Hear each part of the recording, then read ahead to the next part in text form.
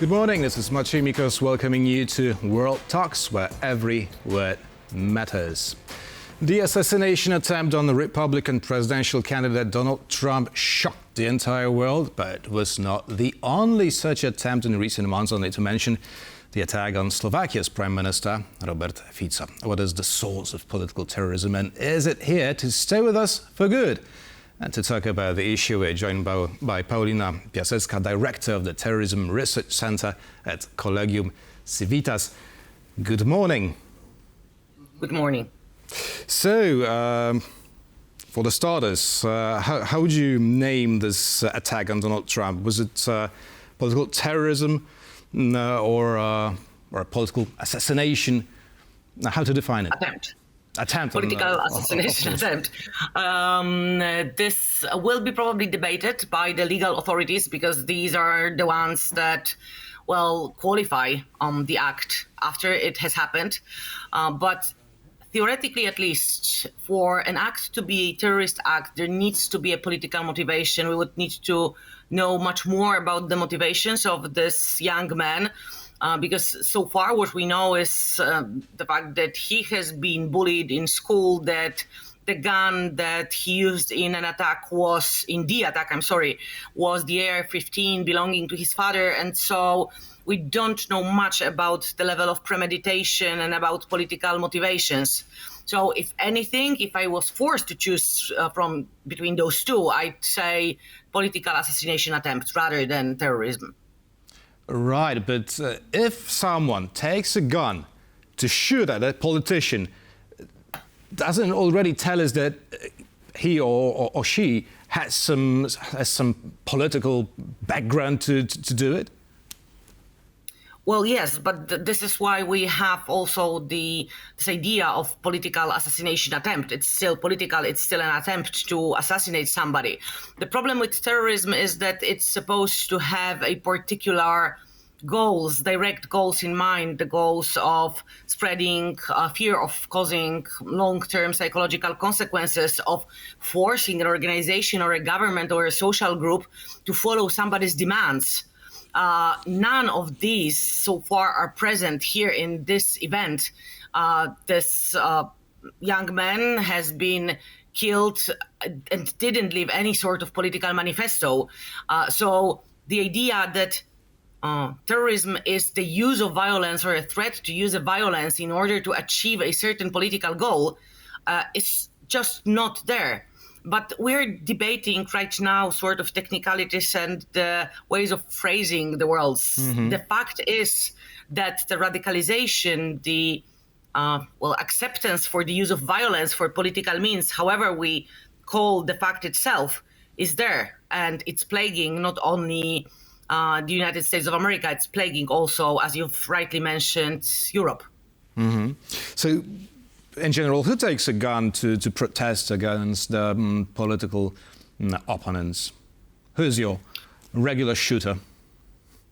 There is no unified profile. There are certain characteristics that might show the person who is more prone to undertaking such an act, and there will be some demographic characteristics and ethnic characteristics, middle-aged, young to middle-aged men usually, especially in case of mass shootings in political assassination attempts. In other kinds of violence, especially the ones that we see in Europe,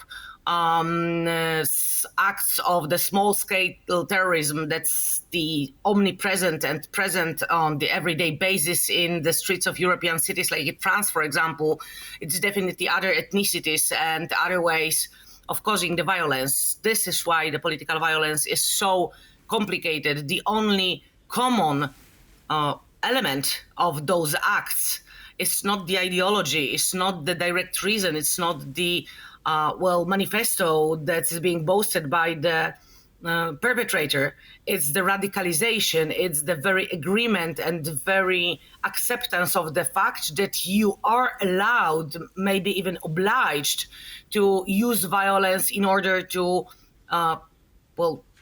support your political aspirations. And this is what's terrifying. The very idea that you can use violence in order to further your political goals, which is common for quite a few ideologies and quite a few demographic groups. Right, but one thing is ideology and the other is the access to firearms, obviously, right? Sure. So does this access to the broad access to firearms promote this kind of acts, these kind of acts, right?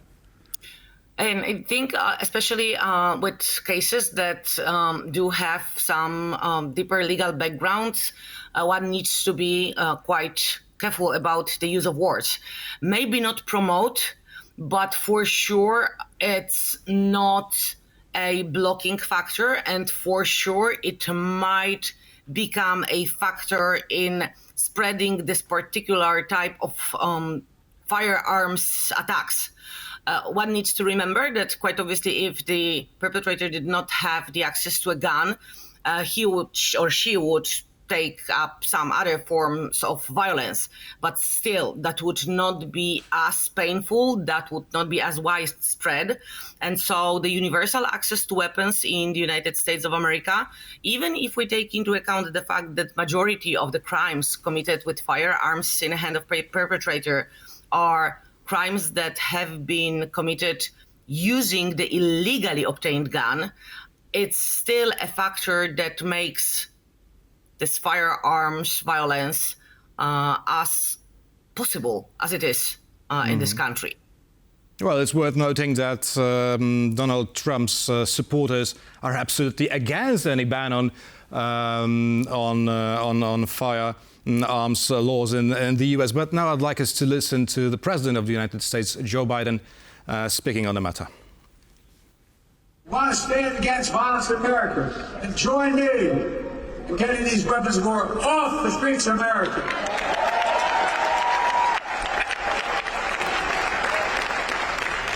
An AR-15 was used in the shooting of Donald Trump. Just as it was an assault weapon that killed so many others, including children. It's time to outlaw them. I did it once and I will do it again. Now, will it ever happen, this total ban on this broad access to firearms in the US? It doesn't seem likely, does it? It doesn't, not with the lobby and the NRA as strong as it is, and supporting the candidate who actually shares the belief that there should be a universal access to weapons.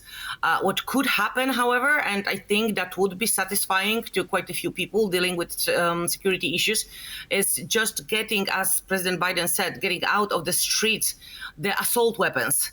There is a huge difference between the ability to self-defend at home when the robbery happens, as the advocates of owning a gun and having access to gun tell us. And there is a difference between owning the AR-15, the fairly long-range weapon, like the one that was used in Donald Trump assassination attempt. I really don't think that the personal protection requires having AR-15 at home. Right. Now, one thing is absolutely the access to firearms. The other thing is to prevent such crimes from happening. Now, after 9/11, there was this big buzz how we can contain the threat of terrorism, and well, it seemed all those years back ago that such procedures were introduced that that the West would somehow manage the situation, but this thing still keep on happening. So what went wrong? What went wrong with our approach to violence in general? Mm-hmm. Well, I don't think that we can just simply sum it up by saying that something went wrong. We did do something well. You have rightly mentioned the September 11th attacks. We might add to that the Madrid 2004 attacks and London 2005, and even the Paris 2015 attacks. And we need to notice that there is a lesser and lesser level of those large-scale attacks, the attacks that are coordinated, that the whole group of people is engaged in. We are forcing the terrorists or potential violent extremists into a situation in which it's the more often a one-person attempt, one person, quite often self-radicalized individual, like in the case of the perpetrator of Donald Trump assassination, or the terrorist act if it becomes qualified as one. And so this is the problem. This is what went wrong, but maybe not necessarily is our fault. This idea, this acceptance for use of violence in public life has become much more widespread. It is reaching new and new people and new social groups, quite often via social media and generally internet. And people do tend to self-radicalize if they're frustrated, if they feel harmed, if they feel treated unjustly by the society. And so with the combo, I'd say, of circumstances like the ones that we witnessed in the US, the wide access to guns, frustrated political base, and also the access to those narratives and ways of justification of the use of violence, and also quite often to the training materials, online training materials that tell one how to prepare for such an attack. This is what is quite a big and is going to be a growing threat. People whom we don't suspect that they could ever undergoing the process of radicalization. Right. You pointed out to justification for violence. And, while preparing to this interview, I came to the conclusion that the first politically motivated assassination that we know from history is the assassination or the murder of Julius Caesar, right? That happened more than 2,000 years ago. So these kind of acts were always with the humankind, I guess. So does it lay in the human nature to settle disputes, political disputes, by killing your opponents? Because maybe there's no other way. I do sincerely hope, even though I'm a pessimist generally when it comes to the future of the world, I do sincerely hope that we will mature outside of this idea of violence and, not only individual violence, but also war as a species simply. Only 100 and something years ago, at the end of the 19th century, we were all absolutely sure, and Clausewitz wrote that down for us, that war is the natural continuation of politics by other means. Only 100 years have passed, and we, even though the war are not completely absent from our lives, we know that war is first and foremost an illegal way of dealing with matters and dealing with conflicts. Maybe at some point we will understand also that it's a stupid and wasteful ways of solving conflict, and at some point we'll get there if the world doesn't burn down first. Hopefully. There's still Yes. some hope for the humankind. Paulina Piasecka, Director of the Terrorism Research Centre at Collegium Civitas, was our guest this morning. Thank you very much. Thank you very much. And thank you for watching. That is all for now, and stay with us for much more here on TVP World.